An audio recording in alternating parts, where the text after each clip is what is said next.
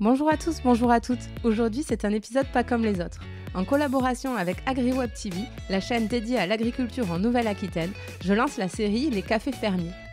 Comme son nom l'indique, je pars dans les fermes prendre le café avec les agriculteurs. J'arrive avec ma table, 2 chaises, mon thermos et c'est parti pour une discussion sans filtre avec ces personnalités hors du commun. Aujourd'hui, j'ai le plaisir de me rendre chez Emmeline, maraîchère bio située à Labesco, au sud de la Gironde. Alors qu'elle travaillait depuis 7 ans à Paris au sein de la fondation Nicolas Hulot, Emmeline a trouvé que son métier n'avait pas un impact assez concret sur la transition écologique et agricole. Elle a alors pris son courage à deux mains pour se reconvertir et devenir maraîchère. Mais avant de partir à sa rencontre, sachez que si vous allez sur le site agriweb.tv, vous pourrez trouver une courte vidéo de notre interview pour que vous puissiez mettre un visage sur une voix et découvrir les images de son exploitation. Allez, assez tardé, partons prendre le café avec Emmeline.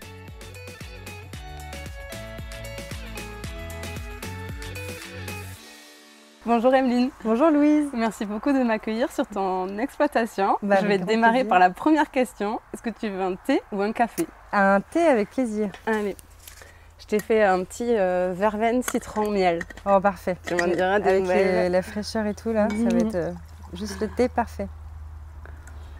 Alors dans la lignée, à quelle heure tu prends ton premier café le matin? En fait pas avant la pause de 10h parce qu'on commence à 8h en ce moment dans les champs.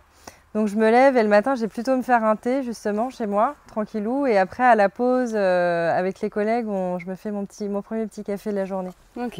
Et le premier thé le matin, t'es dans quel état d'esprit quand tu le prends? T'es du genre réveillé, pas réveillé, optimiste sur la journée? J'aime bien prendre un peu mon temps le matin. J'ai mes chats qui sont là, il est sur mes genoux, donc je regarde les champs, la température qu'il fait à peu près dehors et voilà, je suis tranquille et c'est le réveil en douceur.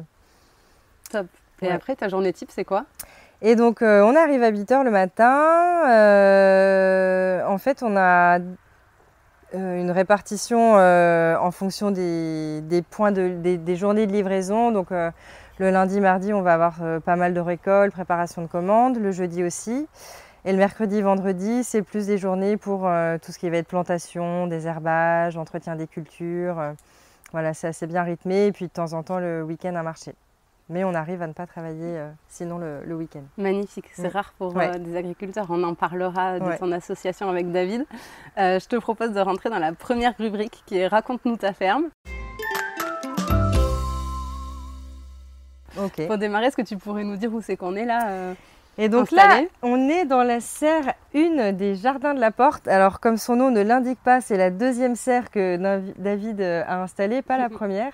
Et donc là, ça y est, c'est toutes les cultures pour le printemps prochain. Il y a les carottes qu'on a semées, les petits pois et après les salades et les blettes qu'on va avoir pour le courant de l'hiver. Donc c'est une serre où on a de la chance d'avoir un sol assez sableux et c'est une terre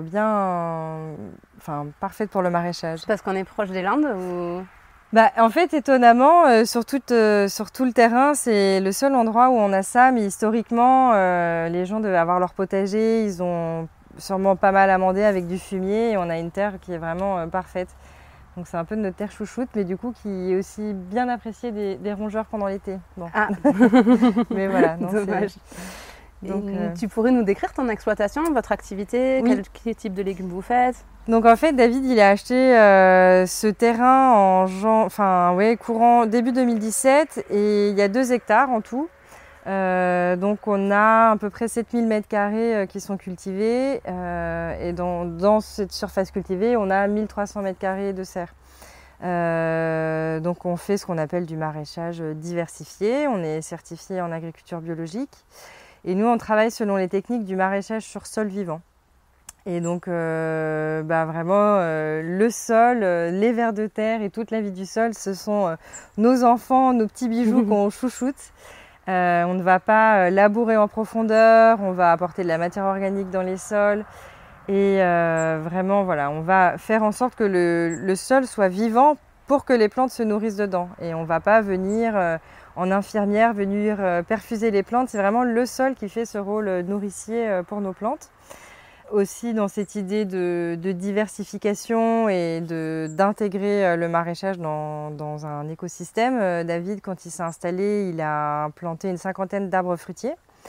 Donc pour à la fois créer un paysage agréable, pour avoir des fruits à terme. Ça a créé aussi des zones pour répartir les vents.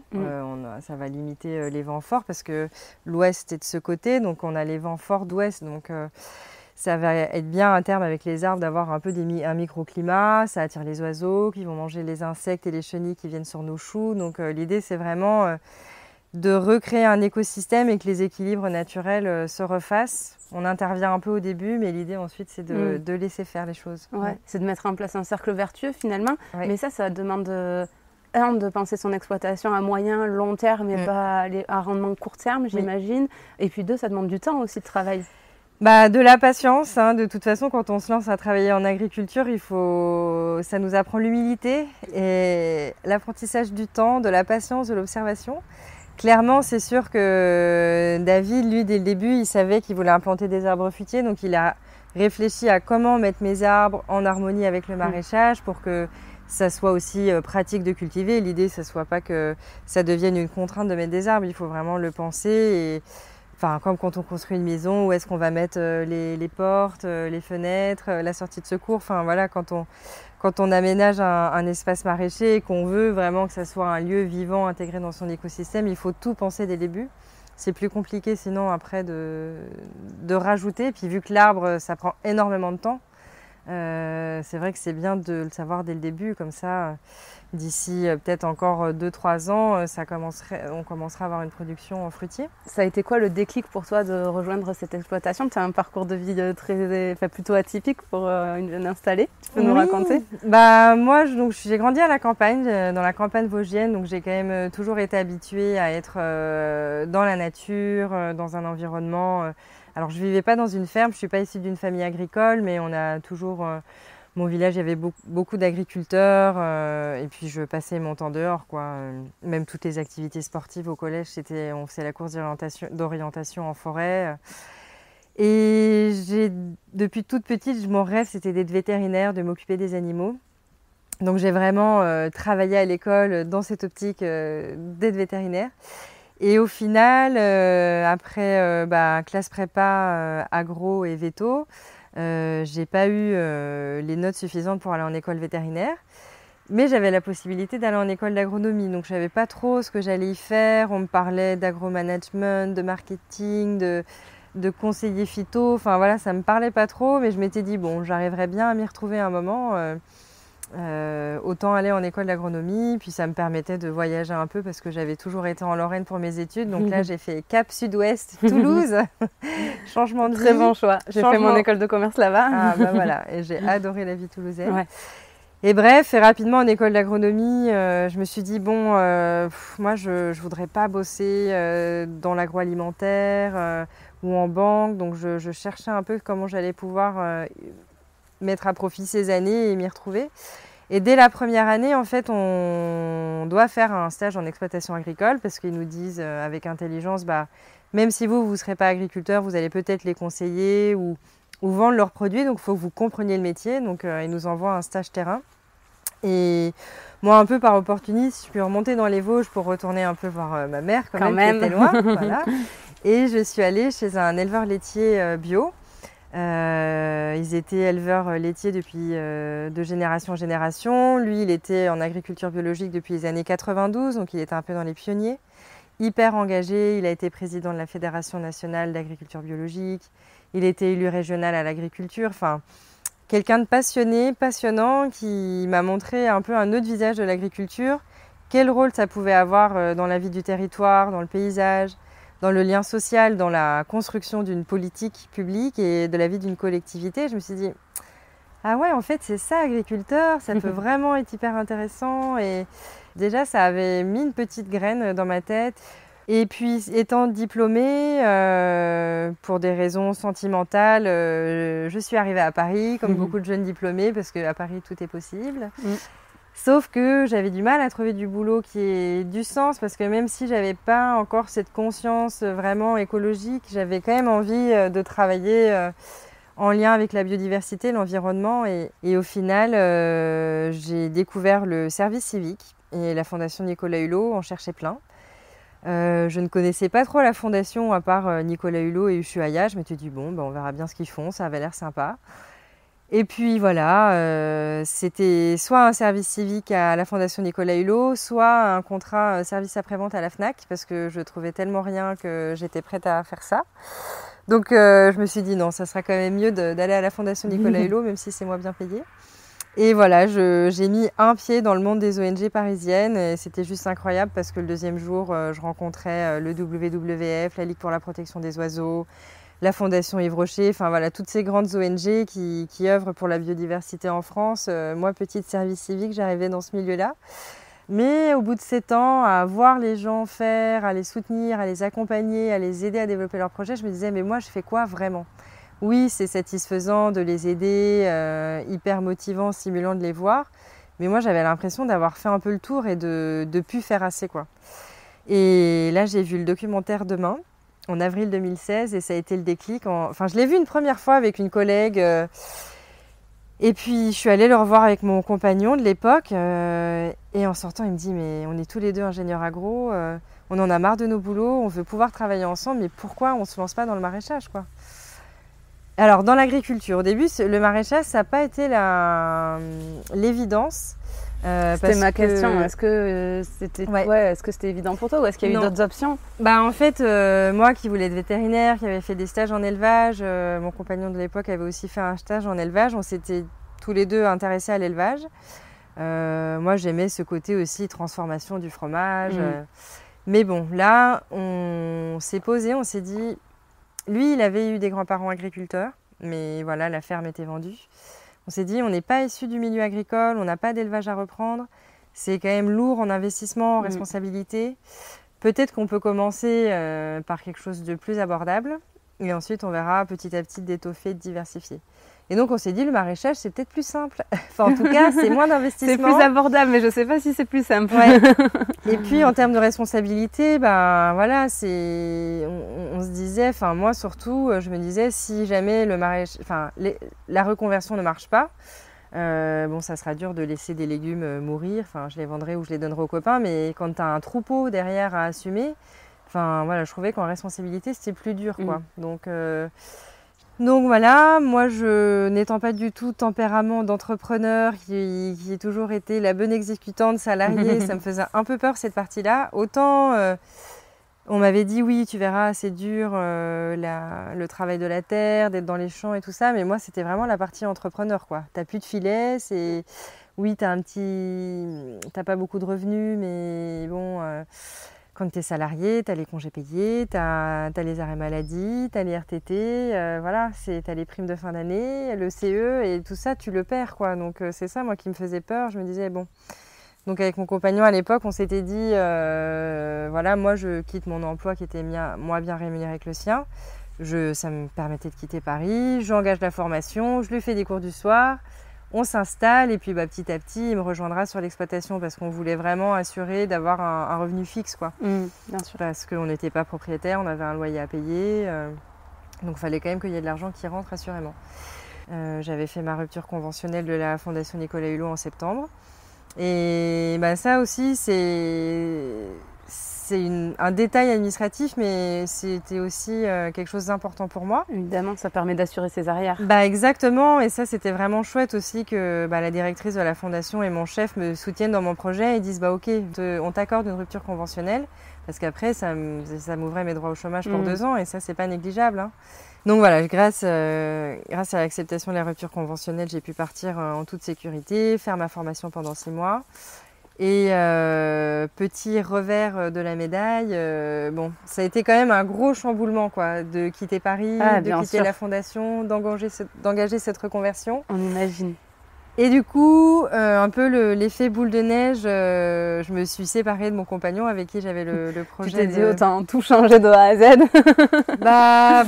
Des fois, il y a besoin de repartir de zéro pour tous ces grands changements. Donc, ça a été une étape aussi assez dure, mais je pense que j'en avais besoin de passer par là pour vraiment reprendre tout à zéro. Mais du coup, je me suis retrouvée en formation en me disant, mince, mon projet d'installation en couple, je suis toute seule maintenant, qu'est-ce que je fais ? J'avais bien conscience déjà que c'était difficile à faire seule. Ça a remis en cause ta volonté de continuer là-dedans ou... Dans tous les cas, j'avais envie de retravailler au plus proche de l'agriculture et dans l'agriculture bio. Donc je m'étais dit, je fais la formation, je vais faire des stages. J'avais envie de faire une saison pour vraiment comprendre le métier. Et ensuite, je verrai si je peux travailler dans une association de promotion de l'agriculture biologique ou de faire de l'aide à l'installation. Mais je m'étais dit, je le fais comme ça. De toute façon, c'était prévu comme ça. Moi, si derrière, je dois aller conseiller des gens, je veux être crédible, je veux comprendre le métier. En étant ingénieur agronome, j'estime qu'on n'est pas crédible à conseiller des agriculteurs quand on sort de 3 ans de formation. Donc voilà, je me suis quand même engagée, j'ai suivi la formation, c'était top. J'ai fait des stages dans différentes structures. Et en voyant la réalité, ça t'a conforté ou parce qu'on t'aurait pu te dire c'est difficile parce que le maraîchage, on va en parler, c'est un des métiers de l'agriculture qui a l'air le plus dur.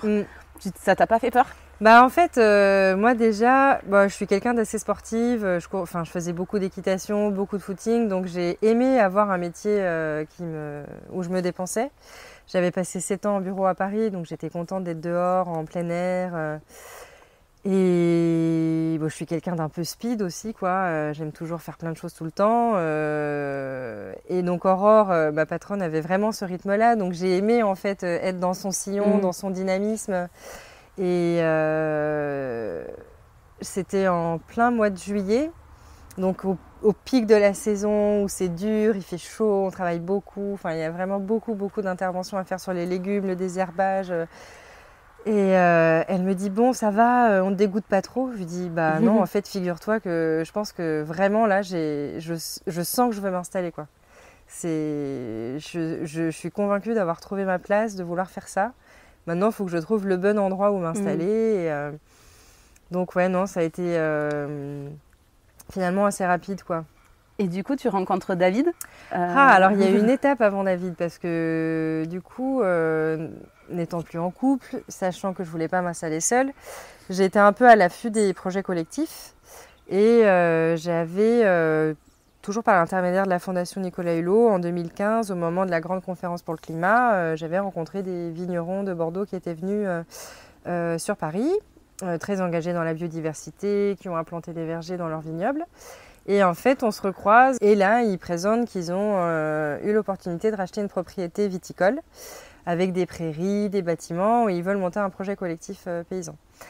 Voilà, j'ai fini ma formation, je me forme maintenant sur le terrain, mais pourquoi pas ? Et donc en novembre 2018, je me suis présentée aux personnes qui avaient investi dans le projet pour faire ma candidature de maraîchère du terrain. Ça a été accepté. Donc au début, j'avais projeté de m'installer là-bas. Donc j'aurais été seule vraiment sur la partie maraîchage, mais j'étais quand même dans une dynamique collective et c'est ce qui me plaisait. Et puis alors le collectif, ça peut être clairement une force, mais ça peut être aussi des fois d'autres contraintes qu'on n'aurait pas eu tout seul. Et en fait, je me suis retrouvée confrontée à... On n'arrivait pas à se comprendre sur mes besoins techniques pour produire et eux, leurs attentes, leurs imaginaires de production maraîchage. Ils avaient plus une vision permacole et c'est vrai qu'à chaque fois mes choix techniques étaient remis en compte. Ils trouvaient que les serres en plastique c'était moche. Moi j'avais un vrai besoin d'eau pour irriguer mes cultures. On n'arrivait pas à se mettre d'accord sur les solutions techniques. Et donc, choisir son associé, c'est presque comme choisir son conjoint, quoi. Ah mais complètement. Ah oui, parce que bon, c'est un projet de vie. C'est quand même si le maraîchage c'est moins d'investissement à l'installation que l'élevage, mine de rien, voilà, moi j'avais pas beaucoup d'apport à mettre dans le projet, donc je m'étais mis dans du collectif pour que ça se passe mieux et que ça soit plus simple, et là c'était vraiment complexe. Donc finalement, j'avais repris un petit boulot salarié pour remettre un peu de sous de côté, le temps que tout ça se goupille. En même temps, je m'étais dit c'est un bon test parce que j'avais retrouvé un poste de bureau comme j'avais un peu avant, animation de réseau, écologie, transition écologique, et je m'étais dit finalement, si je me replais là-dedans, ça serait un bon test pour voir si vraiment le maraîchage et ma reconversion, c'est le bon choix. Au bout de 2 mois, je savais que j'avais fait le bon choix. Donc, je suis restée 10 mois sur ce poste. Il y a eu le confinement en plus. Et donc là, je me suis retrouvée en appartement derrière mon ordi. J'étais vraiment, non, c'est plus possible pour moi le travail de bureau. Si tout s'était bien passé dans mon projet collectif, j'aurais dû être installée. Donc ça m'a un peu mis un coup de pied aux fesses en me disant, faut que les choses avancent. Là, c'est plus possible.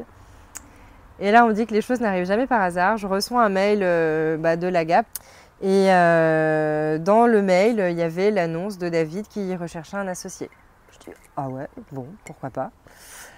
Je lui fais un mail, je l'avais déjà croisé sur un marché, puis je connaissais son père par un projet coopératif qu'on a sur Bordeaux. Donc voilà, je me présente, je l'appelle, je lui dis je suis déjà sur un projet d'installation collectif, mais bon, c'est en train de mal se passer, donc j'étudie d'autres pistes.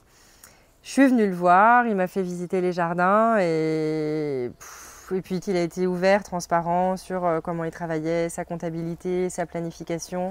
J'ai vu que tu avais dit que ce qui t'avait rassuré, c'était qu'il tenait bien sa comptabilité. Oui. Pourquoi c'était si important pour toi ?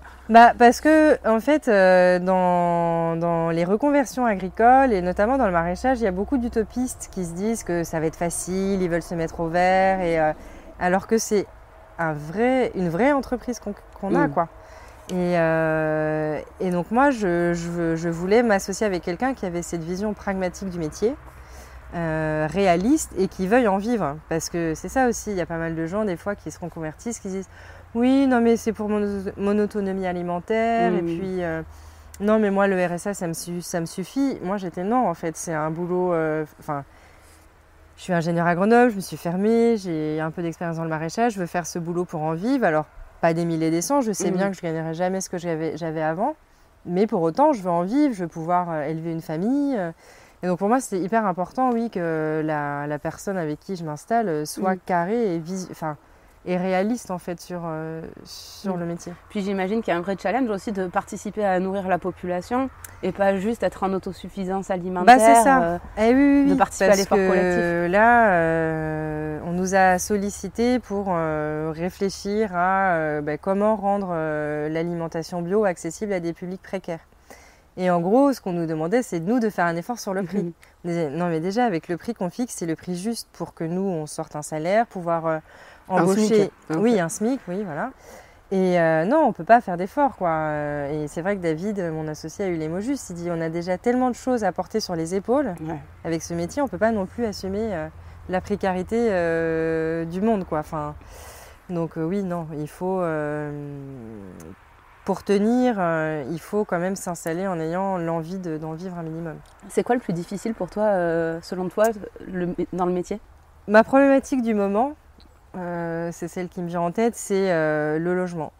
Alors ça peut paraître... c'est pas le premier truc auquel on pourrait penser, mais... surtout quand on est près de Bazas, même si on adore Bazas, mais on se dit pas que... Oui, mais alors c'est vrai que du coup, quand tout le monde me dit « Ah, mais à la campagne, c'est pas cher », oui, mais à la campagne, il n'y a que des grosses maisons, des anciennes fermes qui font 200 mètres carrés. Moi, je suis seule avec un SMIC, je peux pas me permettre ni d'acheter, ni de louer ça. J'ai pas envie de faire 30-40 minutes pour aller dans une ville un peu plus proche et avoir un studio. J'ai pas envie de vivre en studio non plus, même si je suis toute la journée dans les champs. Et ça, alors les communes sont hyper contentes qu'il y ait des jeunes maraîchers qui s'installent en bio. En plus, là, on commence à travailler avec les cantines et tout ça. Mais derrière, quand on leur parle logement, voire solution d'habitat léger, il n'y a plus personne, quoi. Donc ça, je trouve ça dur parce que... Déjà, alors on parle de la reconversion professionnelle, mais il y a aussi la reconversion citadine rurale. Ça, c'est aussi une chose. Il y a plein de gens qui ne l'anticipent pas forcément. Dans les difficultés, je pense aussi de la reconversion, c'est de bien se connaître. Parce qu'on peut avoir des supposés, j'ai envie de vivre dans la nature, j'ai envie d'avoir un métier utile. On peut l'idéaliser aussi. D'ailleurs, c'est très d'actualité ce thème parce que beaucoup de gens sont en train de quitter les villes pour venir dans les campagnes.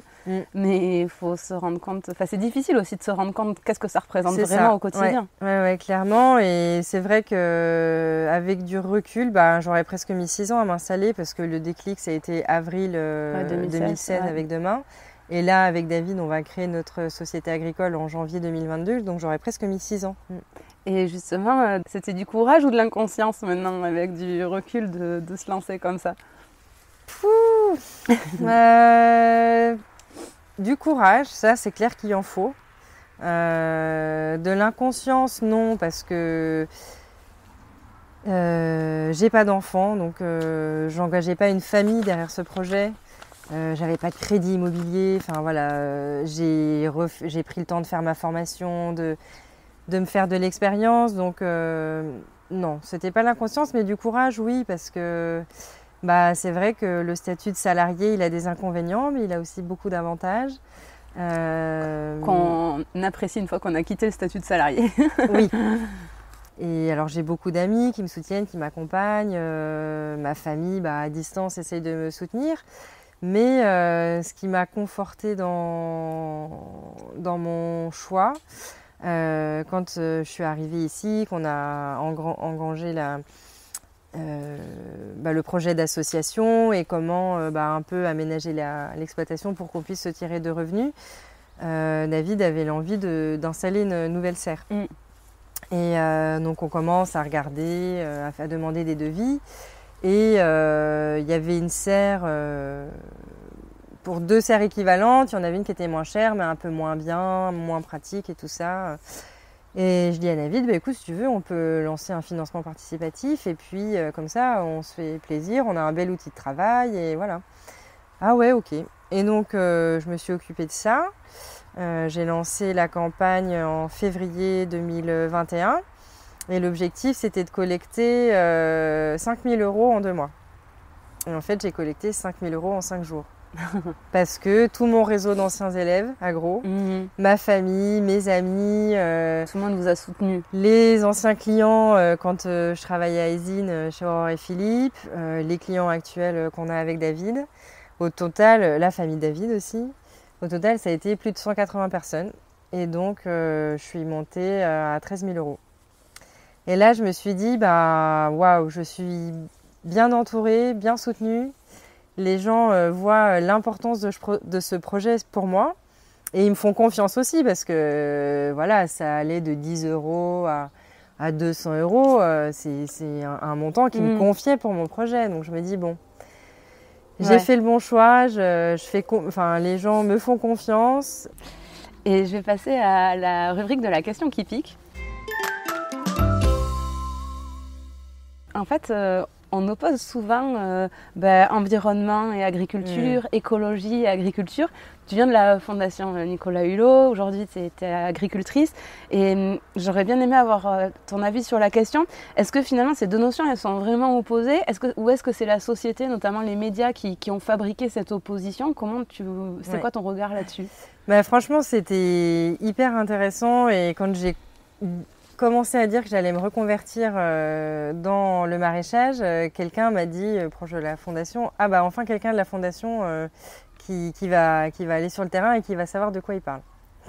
Ok, parce que c'est vrai qu'on a cette mission la fondation a cette mission de plaidoyer, de lobby, et donc notamment sur les questions agricoles, intervient beaucoup sur le glyphosate et tout ça. Donc c'est vrai que quand j'étais à la Fondation Nicolas Hulot, même si je ne travaillais pas sur les questions agricoles, j'étais quand même beaucoup dans cette ambiance de il faut faire ça, il faut arrêter ça, il faut faire comme ça. Moi je ne savais pas toujours, j'ai bossé un peu sur la question des OGM quand même, avant de partir de la Fondation.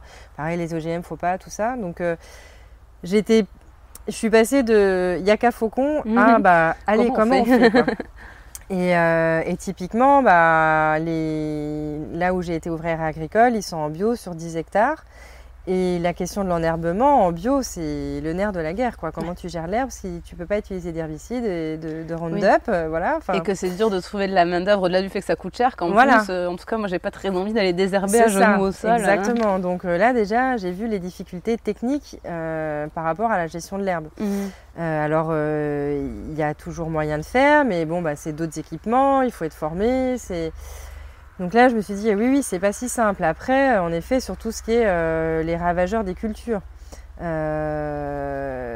En bio, comme je disais tout à l'heure, c'est l'observation anticipée, c'est hyper essentiel parce qu'après, une fois que tu as des maladies ou des ravageurs, tu as encore assez peu de recherche et développement et d'alternatives aux produits chimiques. Donc, soit tu vas ramasser à la main tes larves de doryphore. Donc, des fois, on le fait, mais c'est toujours en plein été quand il y a beaucoup de boulot et tout ça. Donc, je me suis dit quand même, c'est compliqué. Et puis, Après, sur des axes de lobby politique, c'est quelque chose de très macro. L'autre fois, j'ai recroisé un collègue de la Fondation, il me dit « Ah oui, je voulais solliciter sur les mesures miroirs. » Je lui dis « Quoi J'en avais jamais entendu parler, tu vois. » Et c'est le fait, ils veulent que les produits étrangers, quand ils sont importés en Europe, qu'ils soient soumis aux mêmes normes environnementales que les produits européens. Alors, il faut ça, parce que c'est pour préserver aussi nos cultures, les gens qui travaillent bien en Europe et tout ça. Mais moi, ça me paraît maintenant complètement déconnecté. Je suis vraiment plus dans l'approche agir au local, essayer avec mon réseau paysan de mutualiser du matériel pour faire du désherbage mécanique, de s'échanger des semences, des bonnes techniques et tout ça. Et puis alors la question du plastique par exemple. Moi quand j'ai commencé à envisager ma reconversion, à rencontrer pas mal de gens, j'étais faut pas de plastique, faut pas de bâche en plastique, le plastique c'est moche, c'est mauvais, c'est polluant. Et comme ma bonne parisienne, ingénieure de base, j'arrivais dans des fermes, je disais « Ah mais alors vous avez du plastique, et puis là tous les godets pour les cultures, tout ça c'est du plastique ». Et on me regardait d'un coin de l'œil, mais en fait il y a pas beaucoup d'autres alternatives, quoi. C'est compliqué. Et puis oui, t'as des godets de semis en fibre de coco, mais est-ce que tu vois des cocotiers à côté de chez moi? Enfin, c'est pas non plus complètement cohérent. Certes, c'est pas du pétrole, mais donc je me suis dit c'est pas tout noir et tout blanc. La mise en place d'alternatives, elle est compliquée. En fait, c'est vrai que les médias vont souvent mettre en opposé. Ils vont te parler de l'agriculture conventionnelle, ultra-chimique, et après, ils vont te parler de la permaculture, quoi. Et donc, les extrêmes, c'est jamais bon, comme en politique, quoi. Il faut trouver le juste milieu. Il faut être pragmatique. Nous, l'été, on va mettre de la toile tissée. C'est la bâche verte là qu'on peut garder 10 ans, qui limite l'enherbement. Et l'hiver, quand la pression d'herbe est moins forte, il fait moins chaud, on met juste du compost de déchets verts qu'on récupère au syndicat des déchets et qui limite la pousse d'herbe. Mais on n'arrive pas à être zéro plastique. Les goûteurs, pour le goutte à goutte, c'est du plastique, mais c'est pareil. Au début, quand tu t'installes, tu n'as pas forcément l'argent pour acheter des choses costauds, et donc tu vas utiliser du jetable parce que c'est moins cher. Mais au fur et à mesure, voilà, tu solidifies ton entreprise. Et là, maintenant, on achète des gaines qu'on réutilise tous les ans. Et je voulais revenir sur ce que tu disais sur les médias, la méchante agriculture conventionnelle, la gentille agriculture. C'est aussi que les gens, maintenant, ils ont besoin de comprendre vite les choses. Ils veulent des réponses rapides et que ça soit simple. Et l'agriculture, elle est peut-être un peu victime de ça, non? Parce que c'est quelque chose qui demande du temps et qui est complexe, en plus, à comprendre. Mais c'est sûr que c'est tellement complexe. Et nous, dans notre choix de commercialisation, c'est ça qui est intéressant aussi. On fournit une AMAP à Bègles où les gens prennent un abonnement à l'année et ils viennent récupérer leurs légumes toutes les semaines. Donc, ils nous connaissent. On organise des chantiers au jardin où les gens viennent, ils vont nous aider à faire des récoltes ou des plantations. Et ils réalisent en fait le métier. Et puis, c'est vrai que des fois, ils vont nous faire c'est pas des critiques, mais des petites remarques sur les légumes ou des choses comme ça. Et le fait de venir sur le terrain, de nous voir au quotidien, de nous poser des questions, de nous voir aussi des fois fatigués. Pourquoi, qu'est-ce qu'il y a? Voilà, j'ai eu ça comme galère. Et c'est important qu'ils nous voient sur le terrain et au quotidien pour qu'ils comprennent le prix aussi des choses. Parce que nous, on nous dit tout le temps que le bio, c'est cher. Non, mais c'est trop cher. L'un dans l'autre, pour le coup, David qui est hyper carré dans sa compta, dans son calcul de prix, il a des tableurs Excel de partout. Et pour vraiment connaître le coût de la semence, le temps qu'on y passe, pour ce qu'on apporte sur les cultures, pour estimer au plus juste le coût de production, quoi. Et voilà, ils le comprennent avec nous. Et c'est pareil sur... plein de gens veulent s'installer non mécanisés, non motorisés. David, au début, quand il s'est installé, il était « je veux même pas de motoculteur, quoi, je ferai tout à la main ». Et lui, il a récupéré le terrain, c'était une friche, il y avait des ronces, il faisait tout à la main, à la grelinette. Pas possible, donc il a vite acheté un motoculteur quand même. Et puis heureusement quand même qu'il y a eu un peu de progrès mécanique et tout pour que le travail de la terre il soit moins dur quand même. Parce que sinon... Enfin, je ne sais pas si l'idée c'est de revenir au début du XXe siècle. Non, bah, c'est clair. Franchement, nous, on a le motoculteur et on fait qu'un travail superficiel du sol. On ne va pas labourer avec. Et après, c'est pour entretenir les à côté parce qu'on on a 2 hectares de terrain. Sur la partie qui n'est pas cultivée, bah, il faut quand même entretenir. Donc c'est pareil, on ne va pas faire ça à la faux, quoi. Mais ça, c'est pareil. Quand j'interviens en formation, je leur dis, mais moi, typiquement, étant une femme, le motoculteur, c'est trop physique pour moi. Donc je préfère avoir un petit tracteur. Ah oui, mais ça pollue. Il faut... c'est pour ça aussi que j'invite les gens à se faire une expérience, enfin de l'expérience pour se rendre compte, quoi. On va toujours dans des extrêmes, en fait. On est sûrement allé trop loin dans l'agriculture industrielle. Et puis maintenant, on veut partir dans l'autre extrême. Bon, il existe peut-être un juste milieu, quoi, avec des bonnes pratiques à apprendre des deux côtés. Et nous, c'est vrai que sur petite surface, on n'est pas concerné. Enfin, on ne sollicite pas la politique agricole commune. Parce que ça ne représente pas grand-chose, mais pour autant, j'essaye quand même de suivre ce qui s'y dit, parce que même si ça ne me concerne pas directement, que j'en bénéficie pas, on parlait tout à l'heure de la cohérence, la confrontation agriculture-environnement, voilà, clairement sur les fonds européens, les politiques européennes, il y a le pacte vert maintenant, beaucoup de choses sur la PAC qui ne sont pas encore complètement cohérentes. J'essaye de suivre encore un peu ce qui s'y fait. J'arrive pas à m'impliquer dans les associations, dans les structures qui militent, mais j'ai confiance à ceux qui le font et pour justement retrouver une cohérence complète sur l'agriculture et l'environnement. Parfait. Je te propose qu'on passe à notre dernière rubrique, c'est la boîte à questions. Waouh. Donc je t'aime les 3 boîtes. Ouais. Tu vas en choisir une. Ok. Et il y aura un mot dedans. Je t'expliquerai ce que tu auras à nous faire. Oh là là. Trouver la boîte. C'est pas le défi. Non, c'est rien de méchant. Pour l'instant, j'y suis allée soft. Bon, je vais au milieu parce qu'on disait qu'il fallait pas être dans les extrêmes. Donc, voilà. Qu'est-ce que c'est ? L'anecdote. Parfait. Et je te laisse nous raconter une anecdote. Quand j'ai quitté la fondation en septembre 2017, j'étais pas persuadée que j'allais m'installer, mais je savais que c'était une étape de ma vie, un changement, un retour à la campagne, enfin voilà. Et je m'étais dit, j'ai envie de le marquer quelque part pour que même si un jour je vais pas au bout de mon installation, ça reste quand même ce passage dans ma vie. Et j'aime bien les tatouages. Et du coup, je me suis dit, je veux me faire tatouer quelque chose en rapport avec le maraîchage et ma reconversion. Et donc je cherchais un peu ce que je pourrais me faire tatouer. J'aimais les épinards beaucoup, mais je trouvais que c'était pas forcément esthétique. Et puis tous les maraîchers que j'avais rencontrés me disaient que la tomate c'était vraiment le légume phare du maraîcher. T'es pas un bon maraîcher si tu ne fais pas de tomates. Donc je me suis dit je vais me faire tatouer des tomates. Et du coup j'ai passé le cap. La tatoueuse que j'ai sollicitée, j'ai dit j'aimerais me faire tatouer des tomates. Hein, mais j'ai jamais fait ça, n'importe quoi. Et donc j'ai sur le bras je sais pas si tu peux montrer à la caméra. Et pour ceux qui écoutent le podcast, je mettrai des photos sur le compte. Et puis il y a une petite abeille aussi parce que quand même mon amour de la biodiversité et mon souhait de vouloir justement lier biodiversité, agriculture, je voulais qu'elle soit là parce qu'on peut pas faire sans les insectes qui pollinisent. Et donc voilà. C'est un métier que tu as dans la peau maintenant alors. Ah, exactement, ouais. Et puis on ne sait pas, il ne faut jamais dire jamais. Je ne serai peut-être pas maraîchère toute ma vie, mais en tout cas ça aurait été une étape tellement importante dans ma vie, dans ma construction, de trouver ma place et d'être bien dans ce métier que voilà, je voulais qu'il soit là tout le temps, que j'y pense de temps en temps. Et... Toi quand tu fais des trucs, tu les fais à fond. Tu fais pas semblant.